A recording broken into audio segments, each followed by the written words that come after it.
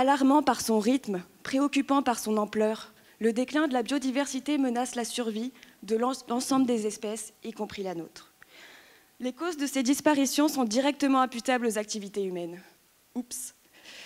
Par exemple, depuis quelques années, un vent de révolte gronde contre l'usage massif de produits chimiques sur nos cultures. L'un des objectifs est de se prémunir contre les insectes ravageurs pouvant causer d'importantes pertes de récoltes. Heureusement, il semblerait que ces produits toxiques tuent les insectes, certes, mais posent aussi des problèmes de sécurité environnementale, alimentaire et sanitaire. Rien que ça.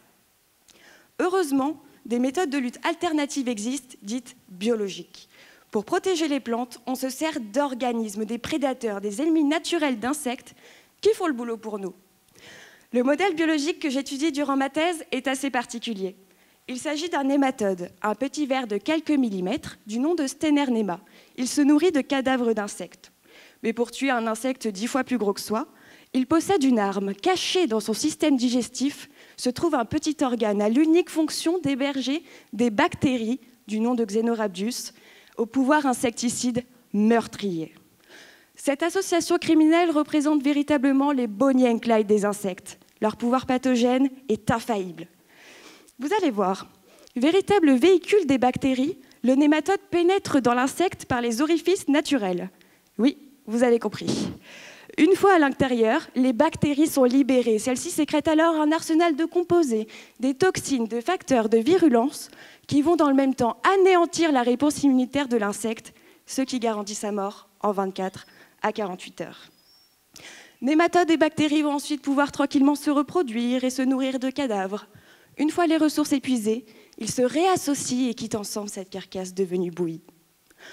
Un peu violent certes, mais naturel. On prend. Le cœur de mes travaux de recherche s'articule autour de la bactérie, au sein de cette interaction. Toxique pour l'insecte, mais complice avec le nématode. Pour élucider, décrire, comprendre ces mécanismes sous-jacents, je m'intéresse à l'ADN de la bactérie. Oui, l'ensemble des caractères de la bactérie sont inscrits, régis, codés dans ses gènes. L'utilisation d'ennemis naturels tels que cette association de malfaiteurs pourrait me permettre de réduire notre empreinte écologique et répondre aux défis immenses de l'avenir dont on ne pourra pas échapper. Et puis, c'est pas comme s'il y avait de plus en plus de gens à nourrir sur Terre, n'est-ce pas ?